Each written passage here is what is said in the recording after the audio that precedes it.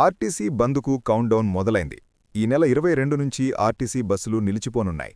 ఈ మేరకు ఆర్టీసీ కార్మిక సంఘాలు ప్రకటన చేశాయి. తమ డిమాండ్ల పరిష్కారంలో ప్రభుత్వం నిర్లక్ష్యంగా వ్యవహరిస్తోందని, సమ్మె తప్పటం లేదని కార్మిక సంఘాలు ప్రకటించాయి. దీంతో ప్రభుత్వం అప్రమత్తమైంది.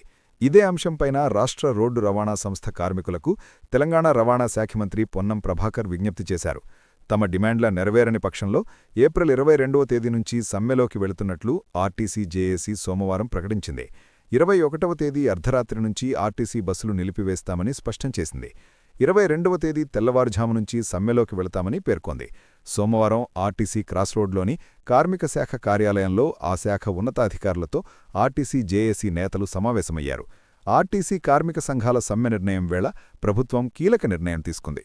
ఈ మేరకు ఆర్టీసీ పరిరక్షణ, ప్రజల ప్రయోజనాల దృష్ట్యా సమ్మె నిర్ణయాన్ని వెనక్కి తీసుకోవాలని రాష్ట్ర రోడ్డు రవాణా సంస్థ కార్మికులకు తెలంగాణ రవాణా శాఖ మంత్రి పొన్నం ప్రభాకర్ విజ్ఞప్తి చేశారు. ఆర్టీసీ ఉద్యోగుల సమస్యల పరిష్కారానికి ప్రభుత్వం సిద్ధంగా ఉందని ఆయన స్పష్టం చేశారు.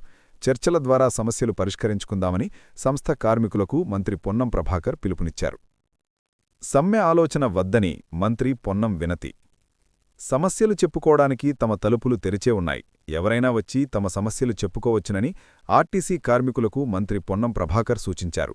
ఆర్టీసీ విలీనం, కార్మిక సంఘాల అంశాలు ప్రభుత్వ పరిధిలోనే ఉన్నాయని పేర్కొన్నారు. ఆర్టీసీ విలీనానికి సంబంధించి ఏర్పాటు చేసిన కమిటీ పనిచేస్తోందని ఈ సందర్భంగా మంత్రి పొన్నం ప్రభాకర్ గుర్తుచేశారు. ప్రభుత్వంలో ఆర్టీసీ విలీనం, కార్మిక సంఘాలకు ఎన్నికలు సహా మరో 30 డిమాండ్లతో సమ్మెకు వెళుతున్నట్లు ఆర్టీసీ జేఏసీ నేతలు ఈ సందర్భంగా ప్రకటించారు.